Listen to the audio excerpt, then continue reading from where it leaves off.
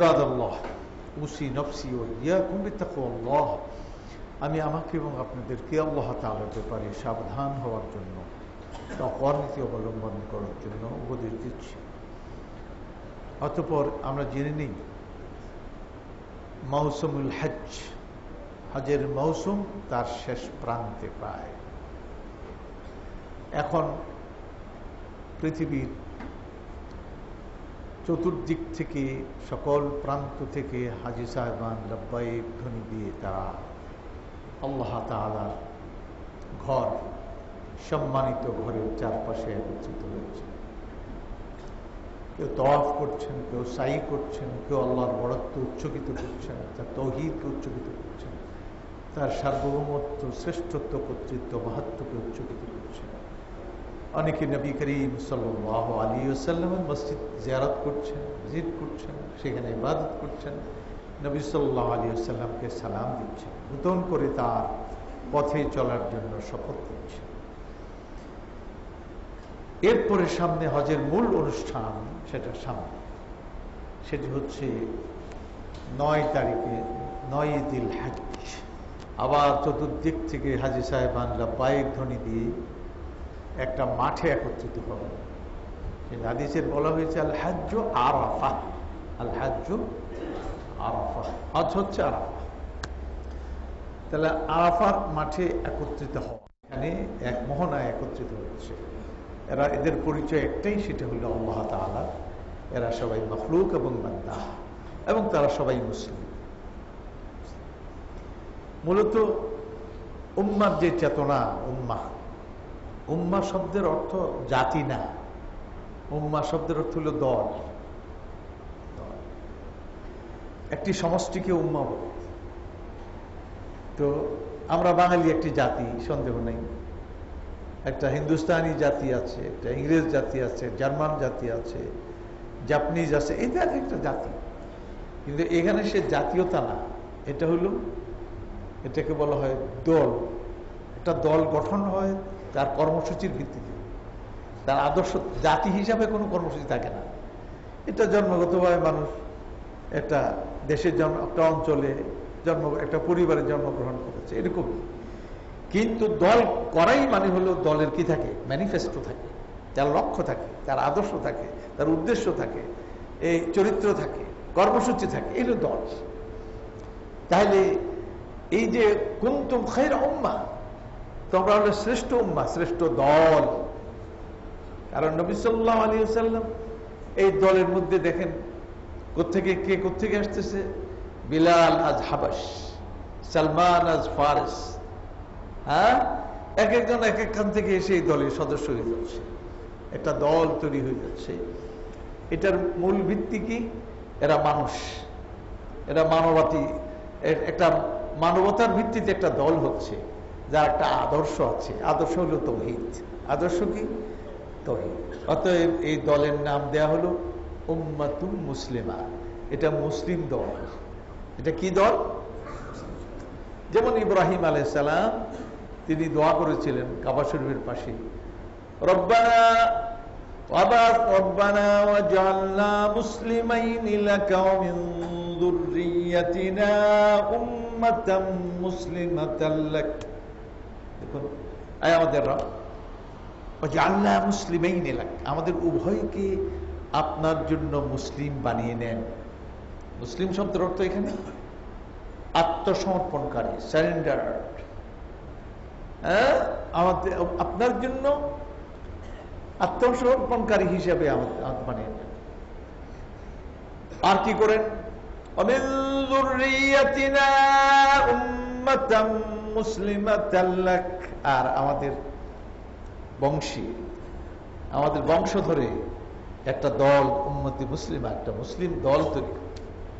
জাতি তো আছেই, কিন্তু উনি বলছেন একটা দল বানাবেন, উম্মাতাম মুসলিমাতাল লাক, উম্মতি মুসলিমা বানাবেন। আরিনা মানাসিকানা, কিভাবে আপনার ইবাদত বন্দেগী করব, আপনার হুকুম পরিপালন করব, সেইগুলোর নিয়ম কানুন, বিধি বিধান, এগুলো আমাদেরকে দেখিয়ে দেন, শিখিয়ে দেন। অতুব আলাইনা ইন্নাকা আনতাত তাওয়াবুর রহিম। আপনি আমাদের প্রতি দয়া পরবশ থাকেন, আমাদের প্রতি আপনি ক্ষমাপ্রবণ থাকুন। ইন্নাকা আনতাত তাওয়াবুর রহিম, আমাদের তওবা আপনি কবুল করুন। ইব্রাহিম আলাইহিস সালামের দোয়া, একটা দল করতে হলে দলের জন্য কি লাগে? নেতা লাগে না? নেতা ছাড়া দল হয় না। তাহলে নেতার জন্য আবার দোয়া করছেন। দেখেন কেমন কমপ্লিট কর্মসূচি, একটা কমপ্লিট কনসেপ্ট। ঠিক সেটা কি? রব্বানা ওয়াবআথ ফীহিম রাসূলাম মিনহুম ইয়াতলু আলাইহিম আয়াতিক। তাদের মধ্যে, ওই দলের মধ্যে এমন একটা নেতা আপনি পাঠান, রসুল পাঠান। রসুল মানে কি? নেতা। আল্লাহ রসুল আমাদের কি? নেতা, পথ প্রদর্শক, আমাদের পথিকৃত, আমাদের লিডার। তো সুতরাং وَبَعَثْ فِيهِمْ رَسُولًا مِّنْهُمْ يَتْلُو عَلَيْهِمْ آيَاتِكَ। আপনার নিদর্শন সমূহ সে তাদের উপরে তিলাওয়াত করবে, রিসাইট করবে, তার ব্যাখ্যা করবে। ওয়ায়ুআল্লিমুহুমুল কিতাবা ওয়াল হিকমা, আর যে কিতাব তেলাওয়াত করবে ওই কিতাব আবার শিক্ষাও দিবে। তার শিক্ষা বলতে একটা হলো পড়া, কিরাআতুন, আর একটা হলো দিরাসাতুন, স্টাডি করা। স্টাডিও শিক্ষা দিবে, তার গবেষণা করা, গবেষণা শিক্ষা দিবে, চিন্তা নিবিষ্ট হওয়া, কিভাবে গবেষণা করা যায় সেগুলো শিক্ষা দিবে। ওয়ায়ুআল্লিমুহুমুল কিতাবা ওয়াল হিকমা, খালি কিতাবই পড়ানো হলেই চলবে না, পড়িয়ে দিয়ে গেল, বুঝিয়ে দিয়ে গেল, পরীক্ষা পাশ করলো না। তিনি পিছনে পিছনে আছেন, তিনি দেখবেন যে এরা কোন দিকে যায়, কি করে।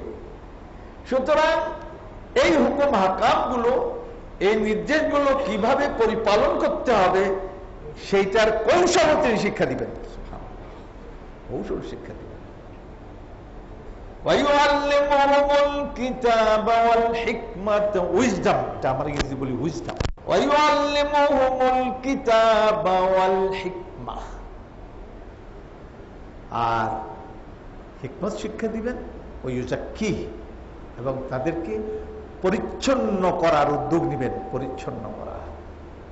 পোলাপানি লিখলো, কম্পিউটারে ধারণ করলো, মেশিনে ধরলো, এরপরে আবার তারা এখানে সলিমুদ্দিন আছে, আবার কলিমা আছে, তারা নিজেরা আবার লিভিং টুগেদার করবে। এটা প্রফেসরের দেখার বিষয় না, তার দেখার বিষয় হচ্ছে পড়াশোনা পারলো কিনা। কিন্তু না, এখানে এই প্রফেসর কিন্তু দেখতেছেন সবাই যার যার বর্ডারে আছে কিনা, বর্ডার ক্রস করছে কিনা, নীতি নৈতিকর খবর কি, এগুলি তিনি লুক আফটার করছেন। তেজকিয়া মানে মানবতার উৎকর্ষের পথে যে সমস্ত বাধাগুলো, মানবতার উৎকর্ষের পথে যে বাধাগুলো, এগুলি তিনি চিহ্নিত করে বলেন যে এই বাধা অতি। সুতরাং তেজকিয়া মানে হলো যে মানুষটা আল্লাহ বানাতে চাইছে, বানিয়েছিলেন, ওই যে আলাস্তু বিরাব্বিকুম, যেই প্রকৃত মানুষটা, সেই মানুষটাকে উদ্ধার করা, সেই মানুষটাকে বের করে নিয়ে আসা। ঘুমিয়ে আছে শিশুর পিতা, সব শিশুরই অন্তরে, তাকে বের করে আনা। যেমন একটা বীজের মধ্যে একটা আম গাছ, কাঁঠাল গাছ পালিয়ে থাকে, তাকে কি করতে হয়? বের করে আনতে হয়। হযরত ওমরের মধ্যে ওমর পালিয়েছিলেন। ওমর মধ্যে কে পালিয়েছিলেন? ওমরই তো পালিয়েছিলেন। তো প্রথম ওমর কি ছিলেন? তার জানেন কি সন্ত্রাসী ছিলেন। তার ভিতর থেকে ওমর যখন বেরিয়ে আসলেন, সুবহানাল্লাহ, দুনিয়াকে ইনসাফ দিয়ে ভর্তি করে দিলেন। এটা হলো তেজকিয়া বলে, তেজকিয়া। ওয়ায়ুযাক্কিহিম ওয়ায়ুআল্লিমুহুমুল কিতাবা ওয়াল হিকমা ওয়ায়ুযাক্কিহিম ইন্নাকা আনতাল আজিজুল হাকীম। আপনি তো আজিজ, মানে আপনার ক্ষমতা আছে, আপনি যা চান তাই করতে পারেন, আপনার সিদ্ধান্তের উপর আপনি বিজয়ী থাকেন। আজিজ, হাকীম, আবার আপনি কৌশলীয়। বন্ধুগণ, নবী সাল্লাল্লাহু আলাইহি ওয়াসাল্লাম উম্মত দল তৈরি করলেন। এই দলের কথা বলে কুনতুম খায়রা উম্মাহ, দলকে আবার বল তোমরা হলো উত্তম দল। উত্তম দল, অনেক দল আছে, উত্তম দল। মুশকিল, আমরা এখন দল বানাই অন্যটা, জাতি হিসাবে আবার অন্যটা। জাতি মানে কি? আমরা মুসলিম জাতি, আবার দল আমাদের ক খ গ, বুঝতে পারছেন? কিন্তু আমাদের মূল চেতনাটা ছিল দলীয়, কিন্তু দলটাকে হারিয়ে দিচ্ছি। দলটাকে এখন যদি ইসলামের নামে দল করবেন তো কেউ যায় এটা সাম্প্রদায়িক, আসলে এটা দলই ছিল। দলের চেতনার ভিত্তিতে তৈরি করা হয়েছে। কুনতুম খায়রা উম্মাহ, তোমরা উত্তম দল। তোমাদের দলীয় কর্মসূচি কি? খায়রা উম্মাহ উখরিজাত লিন-নাস, মানব জাতির জন্য তোমার তাদের কল্যাণে তোমাদেরকে সিলেক্ট করা হয়েছে বা অ্যাক্টিভ করে দেওয়া হয়েছে, বের করে দেওয়া হয়েছে। মানে প্রোগ্রাম সহ অ্যাক্টিভ করে দেওয়া হয়েছে। উখরিজাত, বের করে দেওয়া হয়েছে। তার মানে কি? ঘরে বসে নাই, তুমি প্রোগ্রামকে বাস্তবায়ন করার জন্য তুমি ময়দানে অ্যাক্টিভ করে দেওয়া হচ্ছে তোমাকে। সেটা কিভাবে? তা'মুরুনা বিল মা'রুফ ওয়া তানহাউনা আনিল মুনকার, দাওয়া ইলাল্লাহ, আল্লাহর দিকে আহ্বান। এটার মূল কর্মসূচি আদ-দাওয়া ইলাল্লাহ, আল্লাহর দিকে আহ্বান, ব্যক্তির দিকে না, আল্লাহ তাআলার দিকে আহ্বান। আর আল্লাহর দিকে আহ্বান মানে কি? আহ্বান মানে একটা আদর্শ, একটা চেতনা, একটা মূল্যবোধ। এটা মানবতার ভিত্তিতে একটা মূল্যবোধ। সেই মূল্যবোধের যেটা সামগ্রিক মূল্যবোধ, মৌলিক মূল্যবোধ, সবকিছুকে সামিল করে এমন এক মূল্যবোধ, এমন এক চেতনা। ডক্টর ইকবালের ভাষায় যে কাফের হলো এই সৃষ্টি লোকে হারিয়ে যায়, একজন কবির কবিতাই তো, দিশা পাচ্ছে না কোন দিকে হারিয়ে যাচ্ছে,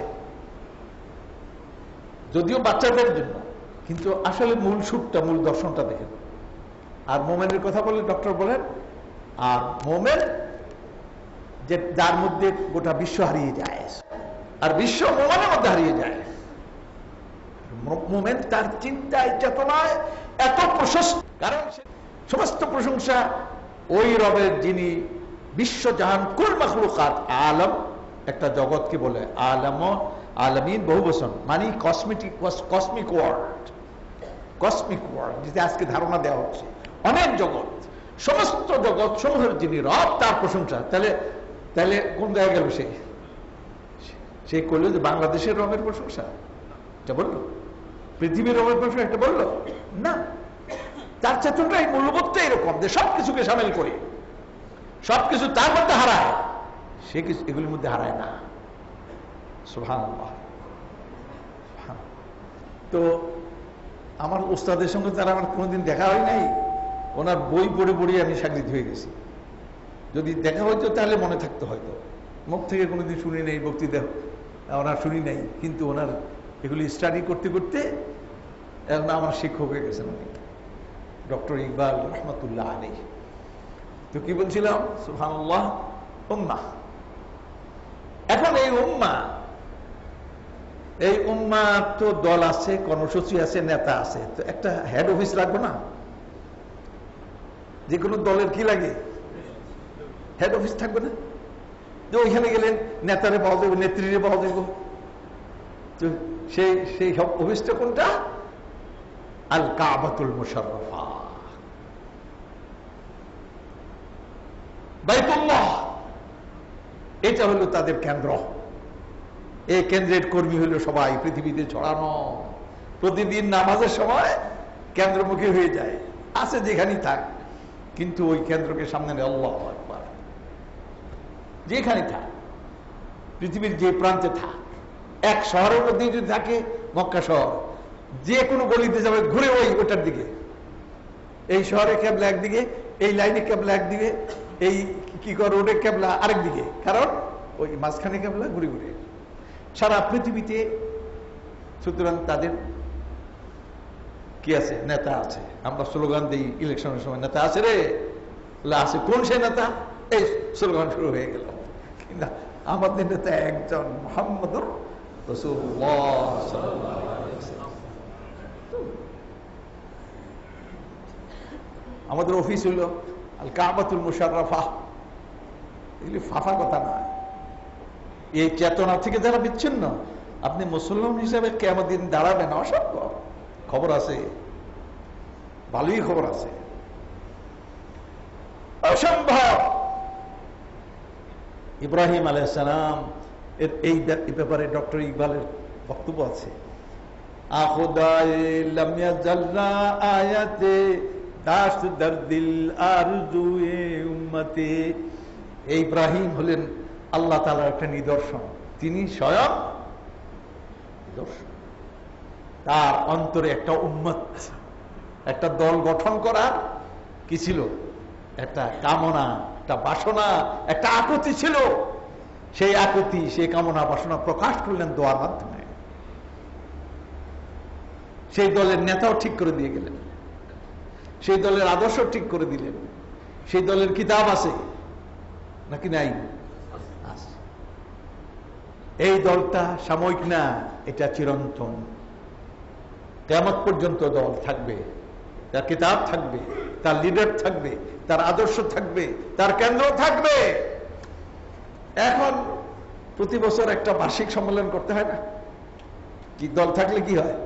আমাদের দেশে বার্ষিক সম্মেলন করতে ভয় পায়, কোনায় গন্ডগোল হয়, কোনানে স্লোগান দেয়, কোনানে কে নিয়ে। এই জন্য সব বসে গেছে, 1 বছর 2 বছর 3 বছর পর একটা কি করে কনভেনশন করে না এই দলগুলো। কিন্তু আল্লাহ তাআলা এখানে আগেই ঠিক করেছেন বার্ষিক সম্মেলন বছরে একটা হতে হবে। সেই সম্মেলনের জন্য জায়গা ঠিক করে দিছে, ময়দান ঠিক করা আছে। এটার নাম হলো আরাফা। এটার নাম কি? আসলো অফিসে, অফিসে তো সব মানুষ বসতে পারে না। অফিসে খোঁজ নেয়, এই আদর্শ ঘোরাঘুরি করে তাওয়াফ করে এখান থেকে চেতনা নিয়ে, ফিলিং নিয়ে এর কোথায় চলে গেলেন, লব্বাইক লব্বাইক করতে করতে ওই ময়দানে গিয়ে হাজির হলেন।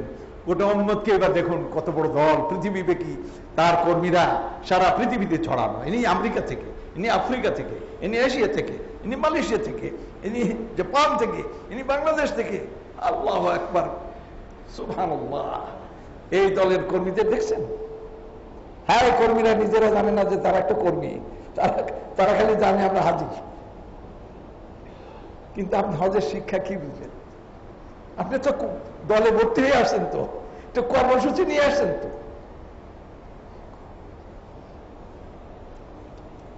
আহা, আফসোস যে এই জ্ঞানটুকু আমরা অর্জন করি না। আর সেখানে গিয়ে এই দলের একটা আদর্শ হলো দলের ইকুয়ালিটি। এটা কি বলে? ইকুয়ালিটি, সাম্য। আমার দেশে সারা পৃথিবীতে সাম্যবাদের নামে অনেক লক্ষণ হলো, অনেক বিপ্লব হলো, অনেক কিছু হলো, কিন্তু সাম্যবাদ কোথায়? কই গেছে? আমার দেশে সাম্যবাদীরা কি করছে এখন বসে বসে? সুতরাং কেউ খাবে, কেউ খাবে না, তা হবে না, তা হবে না। কেউ থাকবে 5 তলায়, কেউ থাকবে গাছতলায়, তা হবে না, তা হবে না। এই স্লোগান তো আমরা শুনছি, ছোটবেলা থেকে স্লোগান শুনছি। কিন্তু না, এগুলি ফাফা, এগুলি ফাফা কথা, এগুলি ফাফা কথা। এটা ক্রেমলিনে যিনি থাকেন, তিনি যে নাস্তা করেন, আর যে শ্রমিকদের আন্দোলন করা হলে শ্রমিকরা যে নাস্তা করেন, দুইটা কি এক জিনিস হলো? কোনোদিন হয়েছিল? কিন্তু খোঁজ নিয়ে দেখেন, এখানে নেতার বাড়িতে চুলাই জ্বলতেছে না, মাসখানিক প্রায় চুলাই জ্বলতেছে না। তাহলে আপনি ইকুয়ালিটি, সাম্য, হিউম্যান প্যারিটি, এগুলি কোথায় পাবেন? আপনি দেখেন না, ডেলি 5 বার মহড়া দিচ্ছেন, এই যে নামাজে দাঁড়াচ্ছেন, কেমন অবস্থা? চেয়ারম্যান সাহেব পিছনে, নেতা পিছনে, কর্মী, রিক্সাওয়ালাই দাঁড়াইছে সামনে, তার পায়ের সঙ্গে লেগে চেয়ারম্যানের মাথার টুপি পড়ে গেছে। চেয়ারম্যান কি রাগ করতে পারে? চেয়ারম্যানই দেখাতে পারবে এখানে? তাহলে তো সে কোন দরবারে আসছে? সুবহানাল্লাহ। এইখানে বড় ছোট প্রশ্ন, পায়ে পায়ে দাঁড়া মিলাও, তা একজনের পায়ে দিকে দেয়, আরেকজন আবার সংগঠিত করে, হুজুরের সঙ্গে পা মিলাবো। বাবা, এখানে আদব তো একটাই, সামনে তুমি নজর রাখো না, পিছনে নজর রাখতেছো না, সামনে আল্লাহর দিকে নজর করো। আল্লাহর দরবারে পৌঁছার পরে আদব ওইটাই, এখানে সব এক হয়ে যাও। ফাঁক রেখো না। তাহলে বিলাল হোক আর আবু যার গিফারি হোক, বনু গিফারের আরব সন্তান, নাক তরবারির মতো আর আগুনের মতো হলবে, আর সেই মানুষ বিলালের সামনে পড়ে যে আমার মাথা তুলছি না যতক্ষণ পর্যন্ত বিলাল আমার ঘাড়ে, আমার এই মুখে তার পা দিয়ে মারিয়ে না দিচ্ছে। আমি কেন এই কথা বললাম? আপনার সৌদা ও কালো মায়ের সন্তান। উনি একবার রেগে আবু যার হযরত বিলালকে বলছিলেন, আপনার সৌদা, কালিয়া বেরির বুক। এ শোনার পরে উনি প্রতিক্রিয়া এখানে কিচ্ছু দেখালেন না, সোজা চলে গেলেন নেতার কাছে। কর্মী ভুল করছে, আইয়ারানি বিলাল বিসাওয়াদি উম্মি ইয়া রাসূলুল্লাহ, হে আল্লাহ রাসূল, আমার মাকে কালো মা বলে আমাকে লজ্জা দিয়েছে। কে? আবু যার। আবাদার, আসো। তো তুমি এরকম ইয়ারতা বিলাল বিসাওয়াদি উম্মি, তুমি এই কথা বলছিলা? তুমি তো মিথ্যা কথা বলবেন না। মুহাম্মদ সাল্লাল্লাহু আলাইহি ওয়াসাল্লামের ছাত্ররা মিথ্যা কথা বলে না। দোষ করে গেছে গেছে, স্বীকার করছেন। হুজুর জাজমেন্ট দিচ্ছেন, ইন্নাকা মরউন ফিকা জাহিলিয়া, যে তুমি এমন এক ব্যক্তি যার মধ্যে এখনো কিছু জাহিলিয়াত রয়ে গেছে, অজ্ঞতা। কারণ একটা ফুলের মধ্যে এদিক দিয়ে সাদা, এদিক দিয়ে কালো, এদিক দিয়ে লাল, কালো সাদা লাল হলুদ। এখন একটা রঙের যদি বলি যে কালো রঙের সাদায় বললাই কালো, তাহলে তুমি যে সাদা, আমি কালো হয়ে তোমার সাদা কি করছি? দবদবে করে দিয়ে তুমি সাদা। এখন যার জন্য করলাম চুরি সেই কই চোরা। আমার কারণে তো তুমি সাদা, তোমার কারণেই আমি কালো। এই বৈচিত্র্য, রঙের বৈচিত্র্য, এটা আল্লাহ পাকের কুদরত। সেই কুদরতকে স্টাডি করো। বিলাল কিন্তু একদিন বিলালের শ্রেষ্ঠত্ব সামনে চলে আসলো। কালকে টেলিভিশনে আমার প্রশ্ন করছিল, উজু করে কি 2 রাকাত পড়া যায়? এটা কি সুন্নাহ? নবী সাল্লাল্লাহু আলাইহি ওয়াসাল্লাম মেরাজ থেকে ফিরে এসে হযরত বিলালকে বললেন, কি খবর বিলাল? আমি জান্নাত যখন দেখছিলাম, ঘুরে ঘুরে ভিজিট করছিলাম, আমি লক্ষ্য করছিলাম তোমার স্যান্ডেলের আওয়াজ চারপাশে লক্ষ্য, তুমি যেন চলাফেরা করতেছিলে এরকম টের করতে পারছিলাম। কি ব্যাপারটা? আমি এরকম শুনছিলাম কেন? বিলাল চলতেছেন কোন জায়গায়? মদিনায়, কিন্তু রেকর্ডিংটা শোনা যাচ্ছে কোথায়? জান্নাতে। মানে তিনি যাওয়ার আগে তার স্যান্ডেল, তার মুভমেন্টটা আগে পৌঁছে গেছে ওখানে। তার মাকাম, একটা মানুষের মাকাম যে উঁচু হয়, উনি এখানে, মাকাম কিন্তু ওখানে। ওইটা বাস্তবে ধরা পড়তেছে, টেলিভিশনে ধরা পড়তেছে, জান্নাতের মধ্যে রেকর্ড হচ্ছে। তিনি কি আমল করলো? তুমি এরকম কি আমল যে তোমার এত বড় মর্যাদা হয়ে গেল? তুমি এখনো মরো নাই, এখন তুমি মদিনায় তোমার চলাফেরা রেকর্ড শোনা যাচ্ছে জান্নাতের মধ্যে, আমলটা একটু শুনি। তখন তিনি বলি, ইয়া রাসূলুল্লাহ, আমি তো এমন কোন আমল করি না, তবে একটা আমল করি। কি? কিন্তু যখনই উযু করি তখন 2 রাকাত নামাজ পড়ি। হাদিসের মধ্যে আসছে, খায়রুল আ'মালি আদওয়ামুহা, আহাব্বুল আ'মালি আদওয়ামুহা ওয়া ইন খাল্লা। আহাব্বুল আমাল, আল্লাহর নিকট সবচেয়ে প্রিয় আমল ওইটা যেটা নিয়মিত করা হয়। নিয়মিত করা হয়, যদিও পরিমাণে কম, কিন্তু নিয়মিত করা হয়, নিরবচ্ছিন্ন ভাবে করা হয়। সকাল বের হবেন 2 রাকাত থেকে 8 রাকাত উইথ ইয়ার নামাজ, কি বলে আওয়াবিন, এটি সালাতুল আওয়াবিন। 2 রাত থেকে 8 রাকাত পড়ে ঘর থেকে বের হন। এটা অভ্যাস করে ফেলেন, কখনো ছাড়বো না। সুন্দর দেখবেন কিয়ামতের দিন দেখবেন যে ওহ পার হয়ে গেছে। কেন? এটা শুধু এগুলি জমা হবে না, এটার পিছনে ভর্তুকি দিতে থাকেন। এক রাকাতে 10 রাকাত, 1 রাকাতে কয় রাকাত? আল্লাহ যে আমার সঙ্গে দিতে থাকেন। সরকারি কোষাগারে আপনি আপনার বেতনের অংশ জমা দিলে গভর্নমেন্ট কি খালি ওইটাই জমা করে না, সঙ্গে আবার দেয়? দেয়। তো এটা দেয় তো আল্লাহ তাআলা দেন। কিন্তু আল্লাহ বলছেন যদি আমি হিসাব করি তো 10 দিয়ে শুরু করব, হিসাব না করলে বেগাইর হিসাব, বিনা হিসাবে দিতে থাকবে।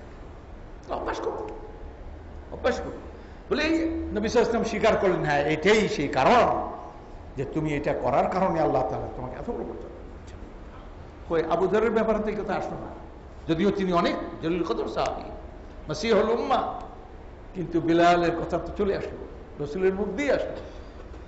সুবহানাল্লাহ, ইকুয়ালিটি, সাম্য, হিংসা বিদ্বেষ, মোমেন্ট, কাউকে ঘৃণা করা, কাউকে খাটো মনে করা, ছোট মনে করা, নাউযুবিল্লাহ মিন যালিক,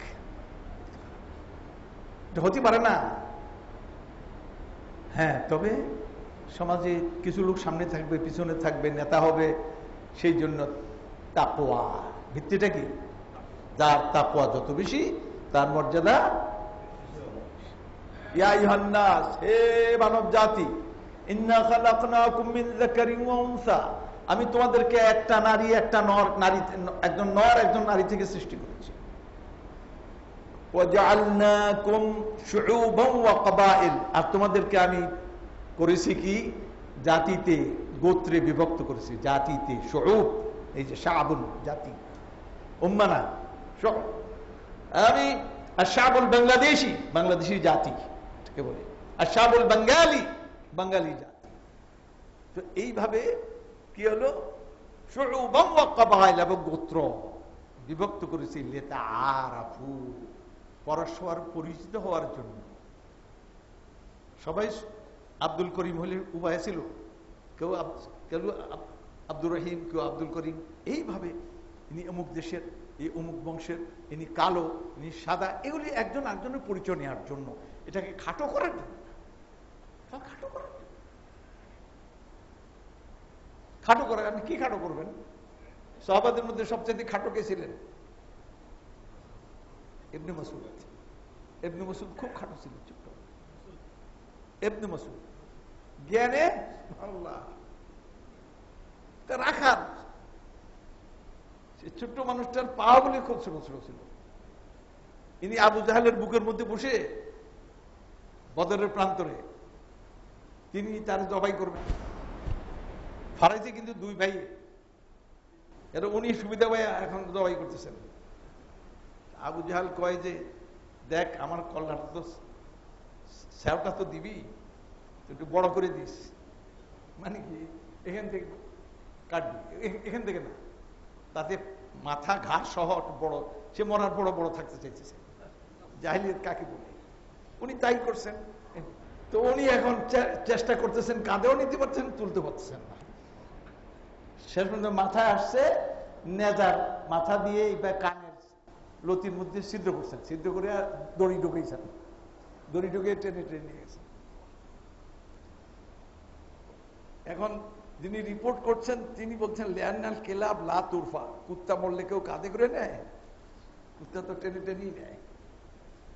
সুতরাং নিয়ে নবী সাল্লাল্লাহু আলাইহি ওয়াসাল্লামের সামনে গিয়ে বলল, ইয়া রাসূলুল্লাহ, এই যে ঘটনা শোনালেন, তো সেই মৃত্যুর সময় এই কথা বলেছিল।